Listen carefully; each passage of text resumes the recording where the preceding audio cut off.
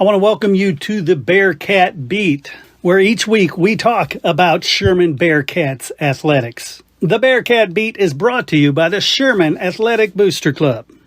I'm your host, Chris Daly. Sherman Bearcat athletics represent the heart and soul of our community, where champions are made both on the field and in the classroom.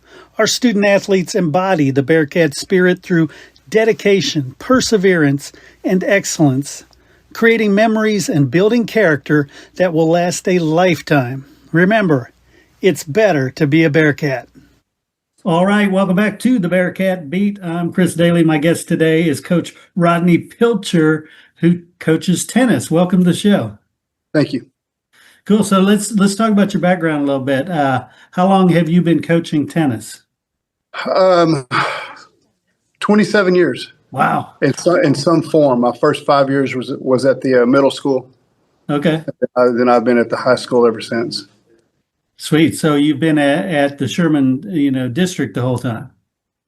All 27 years, yes, sir. Sweet. So you know a thing or two about Sherman tennis. I hope so. Let's for those people who aren't aware, because everybody follows football. Not a lot of people follow a lot of the other sports, but for people who aren't aware, explain the different tennis seasons, because you've got team, you've got individual. When do those happen, and where are we now? Okay. Right now we're in team tennis, and that happens in the fall. We start usually August 1st with non-district matches, and then we get into our district like we are now. Team tennis is where we play another team from another school, and it's just team versus team. First one, we play 19 matches. The first one to win 10 wins the overall match. Spring tennis, we start that really in the winter. We start it in January, but it is called spring tennis. It's more like what you see on TV, tournament style. And I would take 8 boys, 8 girls, and we would enter them in 2 in singles, 2 teams in doubles, 2 girls doubles teams, mixed doubles, and then they would play a tournament style season. Got it. So when somebody says team, they're not talking about doubles. They're talking about it's the fact that it's the Sherman team playing the Denison team. Correct. Yes. Cool. And that's probably a good segue into that matchup. Yeah. Is it as big of a deal in tennis as it is in the other sports? It is to me. Yeah. Yeah. Football is always going to be the big sport. Sure. In Texas, but I think every sport, they have their rivalry, and ours happens to be Denison in all our sports. And I think Denison probably feels the same way about us. And my kids are excited about it, so I think it's a big deal for us. Nice. And talk about the districts. How is that laid out? In football, it's obviously the first 4 teams go to the playoffs and they play each other. So how does a district tennis season work out? Kind of the same. We take the top 4. I think I should know this, but I think there's 7 teams, including us, 8 in our district. And they take the top 4, and then they will advance to area and regionals and on to state. Got it. And then at a regional meet, what does that look like?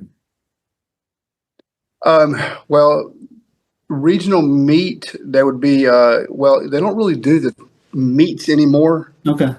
What they do is it does, they don't send a lot of teams to one site. For the regional tournament, they would do, they would have 2 teams play on Tuesday and then turn around and 2 teams would play on Thursday. You just keep advancing on out. Got it. So let's talk about your team this year. How does it compare to previous years? How are y'all doing so far? I think we've got a good mixture of kids this year. We've got some young kids on varsity, some sophomores that are doing really well. We've got a few. I think we've got 5 seniors, and then in the middle is the juniors. So we're pretty well balanced. We lost some seniors last year to graduation, like all schools do, and that always hurts us a little bit. And then we start over and we rebuild.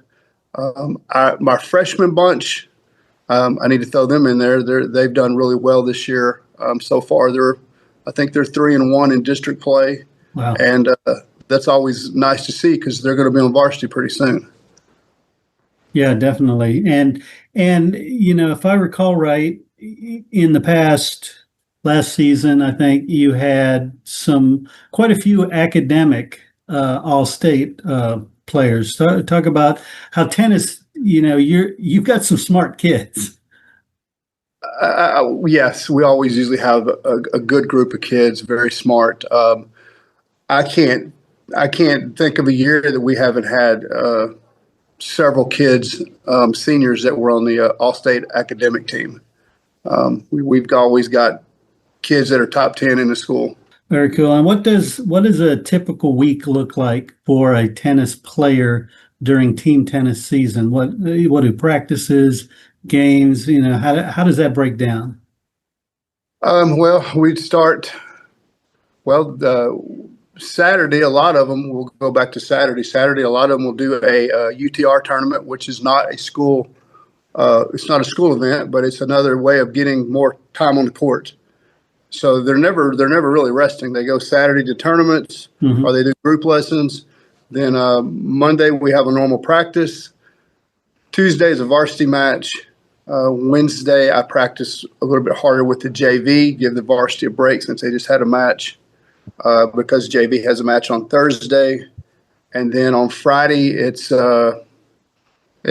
chaos because half of them are in band or Maroon Maniacs or something, so they're getting ready for the football game. And then we turn around and do it again. Got it.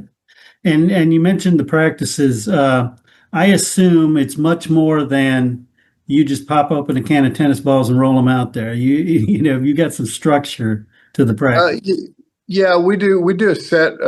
I like to do a set warm up that we go through every day, and then we do some type of. We have a very big number of kids this year. I think last I counted, we were close to almost 60 kids. Wow. Yeah, and so that's a lot of kids. We have a morning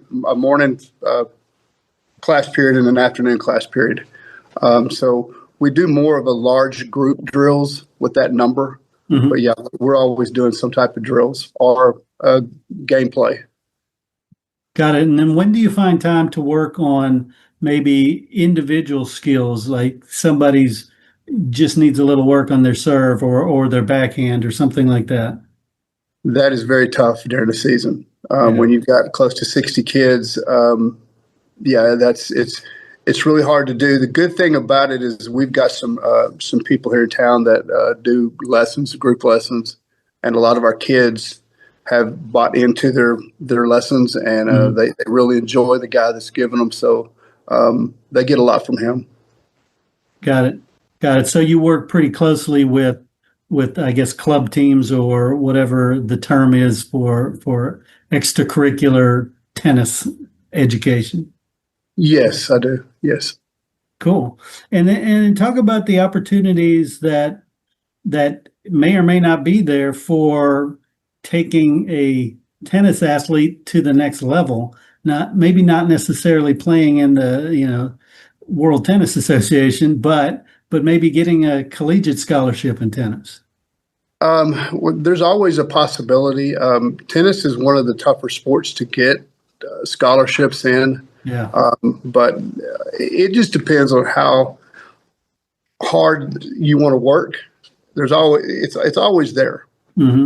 I've had several kids that have gone D3 or D2.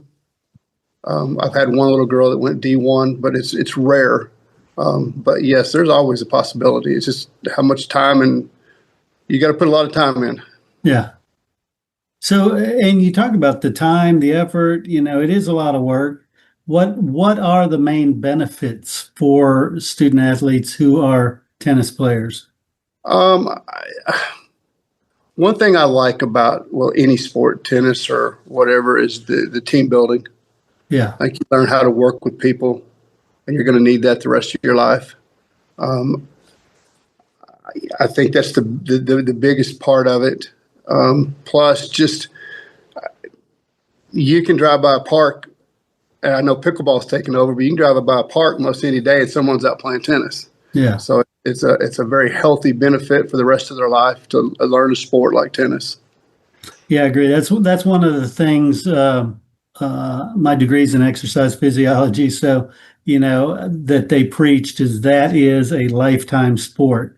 Yes, So sir. it's worth spending some time on it. Yes, sir. Cool. So for fans of tennis, when do they have the opportunity to come and watch the team play? We're open. Our gates are open Tuesdays and Thursdays. Well, one of those days will be an out of town game. It just depends on which one is in town that week, but usually a Tuesday or the Thursday. Usually start about 4 o'clock. I know we play Denison tomorrow. Mm-hmm. It will be here, and we start at 4 p.m. So there's an opportunity right there.